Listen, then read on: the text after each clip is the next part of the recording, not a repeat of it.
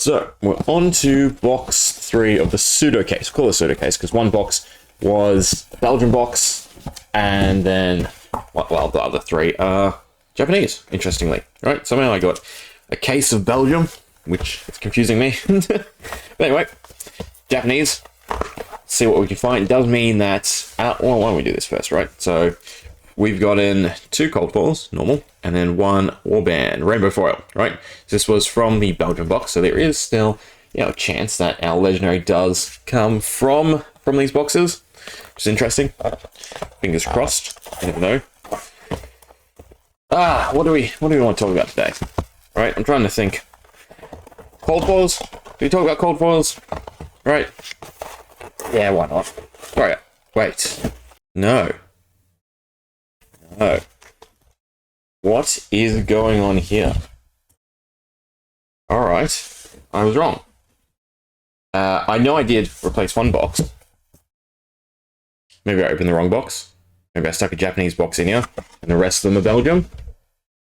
There might be something funny going on with this case that is not my doing. Curiously. I'll open them nonetheless, because again, box randomization is its own thing, its own beast, if you will, now. So I don't think there's too much of an issue. But we've gone Belgium, Japanese, Belgium. Curiously. I guess maybe I put the Japanese box in there and took out a Belgian box. But I'm pretty sure that wasn't the case, because I opened and send. Anyway, it doesn't matter. We're back to Belgium, which is good. Right? I like the feel of these cards a bit better. Overall, I think they're somewhat better quality. But they do make my fingers swell up, right? The wax is irritable to me. Anyway, what was the setup previously? We had our junk pile, which is basically just all the common tokens. Done. Then we had 2 rares and foils and then M's. Right, so that'll do. Move them up slightly. Yeah, that'll be fine. Okay, so cold foils, that's what we're talking about. In this set, right, there are a ton of cold foils, right? Still the same 4 rates, so technically they're all, rarer. But then again, they're not necessarily cold foils you care about. They're not cold foils you're going to run, in every deck, yada yada yada. Right? They're highly specialized. Is that the right feel we want to capture? A foil stasis cell.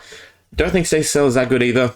Put this on the bottom of its owner's deck, choose an equipment. It can't defend this turn yet. Just silencing defend from equipment isn't a big deal. Especially when a lot of what mech is going for, there's a lot of cards that force equipment to defend. I suppose you could stasis cell something and then force them to defend with something else. So you take out their one piece that, has, low block or has battle worn, right? Instead of temper, right? And that way you can start working towards proccing temper or blade break. I mean, that's a decent idea. We got an emboldened blade expansion slot foil. So that's pretty good off the start, right? 2 M's, 2 foils.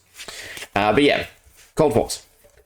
Do you think that they should be reduced, right? And they should be, scarce, collectible cards, rather than 1 box, but they're no longer the big item of any box, right? I would say almost now you're sort of sifting through your expansion slot more so than anything, right? You get 4 M's and that's okay, 4 to 6, but finding your expansion slot card is feeling like the ticket in these new boxes. So we'll have to see about that going forward. But I think, if they reined in cold foils, that could help rather than all these jank cold foils, right? Is there a point to it being showy if it's never going to be shown off? I think I looked at it, there's 42 or so cold foils in bright lights, right? So collecting them all is a nightmare. So again, don't open boxes for that. But at the same time, there are so many that are even low-class rares, so to speak, right? So they're rares that won't really see play, and are therefore not really desirable. Still, it is what it is, right? I guess the other thing to then touch on is the Marvels. How do you feel about the Marvels in bright lights, right? It's another alternative border, although really, really minor in comparison to something like Dynasty, right?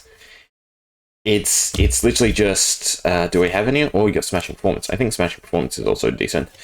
Put them there. I'm looking for an equipment piece. I'm sure we would have got one, right? So we can sort of look at the alternative. So instead of this blue border, right, it's like an inverted blue border, but still the exact same spacing or similar spacing, and then just same art, right? And it's a Marvel, right? A special special cold foil. I think that distinction is way too blurred still, right? We go from sets where the marvels are fantastic. They're the two-sided, extended art, looking gorgeous cards, and then just whatever this is.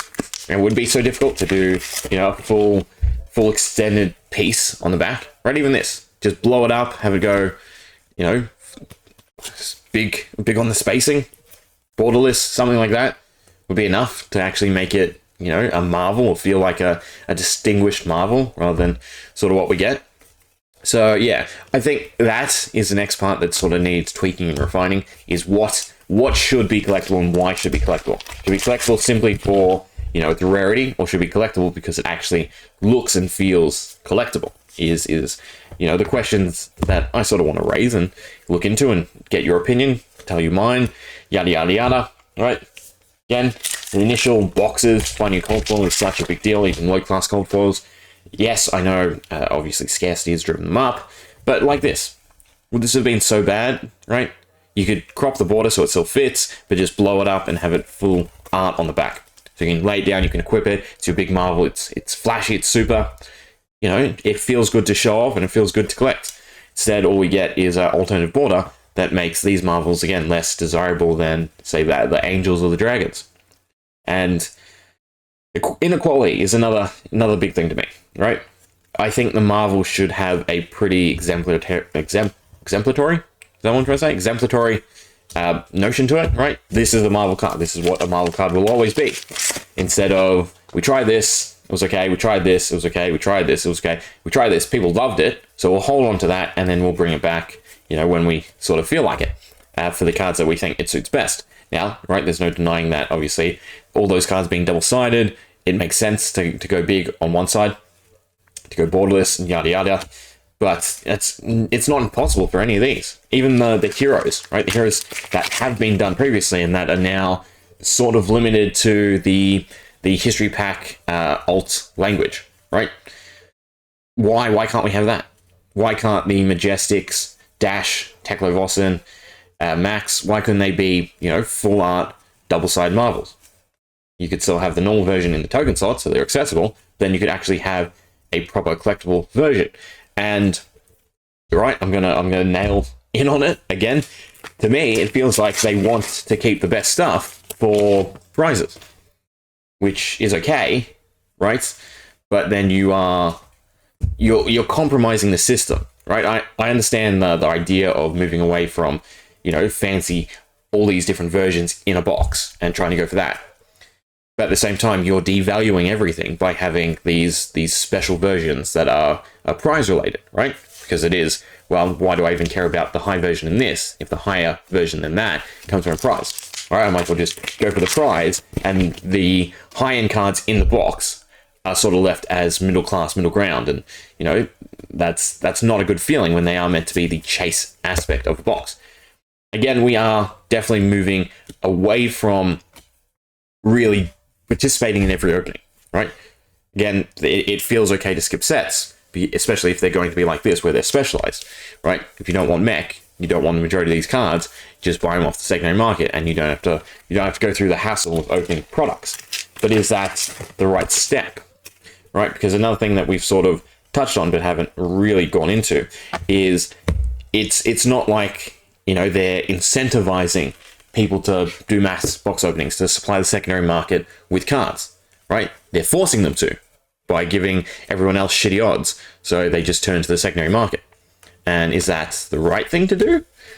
I don't know. We'll have to see as it continues to unfold. We'll have to see, what the next set brings. If they again stick with this model, right? I'm pessimistic at best, right, that they will stick with it. Sure, they'll carry over ideas. The expansion will probably hang around, but the one class dynamic, I can, in all honesty, see them not sticking to it just like this. I know we get all the talks, but they're all very open-ended to me.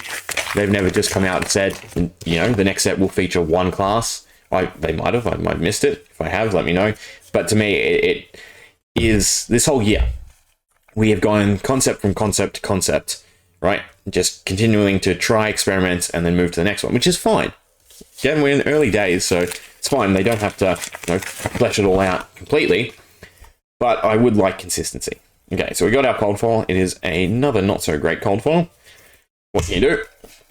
We get a 0 to 50, then we get a Evo Sentry base. Well, actually, it's a bit better than the other ones, right? Because I would assume that they do see more play. I'm not going to say huge play, but more play than the charging set. Because overall, I think they're just too slow. And if you're going to go for this versus the other one, you might as well go for the other one, right? Even though this is instant on it, the other one is instant to play, so it's easier to come out, right? You can still spend your turn doing things and then play it for 0 at instant speed. So I think the break set overall is better. Because again, you don't have to do the hyperdrive things. If you do the hyperdrive things, it's a little better. But overall, you don't have to. Do res. Foil full tilt. Again, beautiful. Right? The artwork, the color schemes, everything is just so great in this set. Right? Nothing really blends together too much. It all feels quite different and unique. Even though it is basically all just mech. Versus, Dusk Till Dawn, where the shadow and the light side felt very similar to one another. We do get more Sentry, but it's just normal. Another Stasis Cell, Foil, nada. A few packs to go. Can we find anything in the back end? Probably not, right? I'm sure we do a few more Majestics. But not in this one, to say the least. I do like Expedite, right? It's a good card just to run, because everyone, you fear the items. Right, even if you don't have items, it sort of incentivizes your opponent to try and block, which is good, because you're getting some value off of that. Rare, Magnetic Lockwave. 3x is way too much for this card, in my opinion. Right, I think that makes it somewhat unplayable. Because at best, you pitch one card, you pick one equipment. They pick one equipment, sorry, and then you get to, depending on that equipment, you have to then jump up to 6. So pitching 2 cards, if you're in blue. To then get them to pick 2, and then you pick 1, right? So it's still not that great. And then to really get the payoffs, you just have to pitch an exorbitant amount that you can't then capitalize on them having to defend, right? Because at best, you're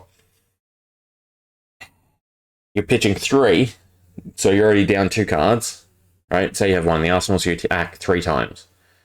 If they pick the wrong equipment, if they pick the right equipment from their perspective, then that's just a waste of attacks, right? So you need to invest more into it to really get the payoff. But then if you invest more into it, you can't continue to attack, and you don't get the investment.